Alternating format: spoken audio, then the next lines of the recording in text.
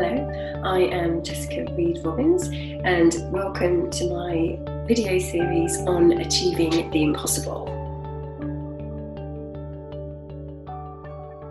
The most important kind of ways to achieve anything is to have a sense of resilience, because it's a process of kind of working towards something, finding an obstacle, overcoming it, working towards something, finding an obstacle, overcoming it. And we have to be better at managing setbacks in our life. We have to, in order to achieve things, we need to kind of see those moments differently and learn from them and take that failure instead of, disappointment. We need to take that as feedback, as learning, because there's vital information in that experience that will inevitably lead to your success. But if you ignore it and don't learn from it, then you're missing out on that opportunity. How does our brain actually comprehend the world around us? Our brain takes in information, remember, and takes it in as kind of events. So things happening around us. So a nice easy way is kind of, what do you see happening? Now, the next thing our brain does is slaps a meaning on that experience immediately. And naturally it does this because it needs to know how to respond to what's happening. Now, naturally, in order to respond, our physiology needs to change in order to help us respond in the right way. So if the meaning is I'm in danger, naturally the next thing that's going to happen is our physiology, our state of being is going to change to one of alarm or fight or flight.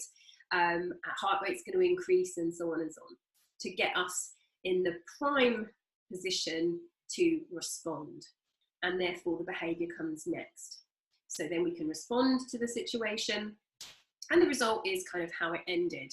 And then this little program goes into our unconscious mind for next time to kind of tell us that's what's going to happen next time. The next time the twig snaps, it's going to, we'll assume it's danger, and we'll go into immediate fight or flight, and we'll respond the way we respond. And obviously if we survived it, it was useful, we'll do it again. So this is what's happening in our unconscious minds pretty much every time anything happens. So the moment something happens, our brain says, what does it mean? And it knows what it means because what does it mean last time? Now, the critical thing here is that whatever we decide something means is what will dictate what happens next. And yet, there is no meaning attached to anything. You take any event, and nothing in the world comes with any kind of rule book about what it should mean. We all have to make our own minds up about what everything means for us. But make up our minds we do, so we always put a meaning on something, even if we don't even know what it means yet. But whatever you decide it means will dictate what happens next. It will dictate how you feel and how you behave, and thus ultimately your results in life. Resilient people tend to do one of two things. They either abstain from deciding what anything means until they see it play out to its ultimate conclusion, or they decide it means something positive.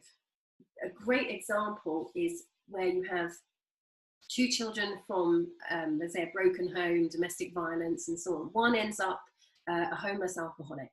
The other one ends up a very famous TV star, very rich and successful.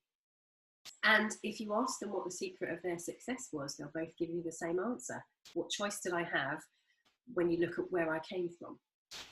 We can't say that it's the events in our life that dictate what happens to us and what dictate our experience of life. What dictates our experience of life is the meanings that we attribute to those events. And those are arbitrary. You get to decide what those are. And as Viktor Frankl says, that it doesn't matter what happens to you, no one can ever take that away from you. You have the choice to decide what something means for you. and you can decide this is going to be the making of me. This is going to be the best thing that ever happened to me. You know, this, I will change this. You can make anything mean anything to you, but choose an empowering meaning. So resilient people just choose empowering meanings so that they can respond better to the situation. It's not always easy, but it is a choice. And if you need help doing that, then that's my job, is to help you find a more empowering meaning to something. Because in the moment, we can't always know. So in the moment we go, shit, that's not what we wanted. That's not fair. That's crap. And we get really upset. But we don't know what this is going to mean longer term. So you get to decide, this is going to be the making of me. This is the last time that that happens. Now I'm going to learn something. I'm going to change something. This is a good thing. Or I'm going to make this mean something positive. I'm going to help other people because of my experience. Whatever you want. You don't have to do this. But even when people have gone through tragedy, there comes a time when most people will sit and think, I need to make this mean something better than what I've decided. And then they start helping other people to move on, or they make it into something positive. So even with tragedies, you can do this if you want to. Nobody gets to tell you how to live your life. Nobody gets to tell you what meanings to attribute to anything, but it's up to you. All we know is that resilient people pick themselves up, dust themselves off, and decide something empowering as a meaning. There's a farmer and his son, and they live on a farm in a very small village where everybody knows everybody's business. And quite often the neighbours will come round to the farm and they'll say, oh, you've got this gorgeous horse. And because of this horse, you can plough the fields, and your son can work very hard, and you can sell the crops, and you're just so lucky with everything that you have. It's that having that horse, best thing that ever happened to you. And the farmer, who's very wise, just sort of shrugs his shoulders and kind of says, maybe. Now one day there's horrible thunderstorm, horrible lightning storm, and their beautiful horse gets spooked and bolts off into the forest, and they can't find him. And of course the neighbours come round and they go, oh, this is the worst thing that could have ever have happened to you, because without your horse you can't plough the fields, you can't sow the crops, you can't sell anything at market, you'll probably become absolutely poverty stricken and die homeless and alone. And of course the farmer, who's very wise and prefers to reserve judgment, just says, maybe. A week later, storm has passed, and out of the forest trots their beautiful horse, and alongside that horse is another wild horse that he has befriended. And so now the farmer and his son have two horses.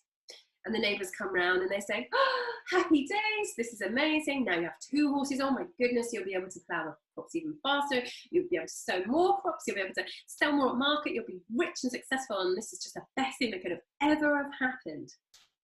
And the farmer, who's very wise and prefers to reserve judgment, just simply shrugs his shoulders and says, maybe. The next day, the farmer's son goes out to try and train the new horse to take the harness, and the wild horse kicks him and breaks his leg.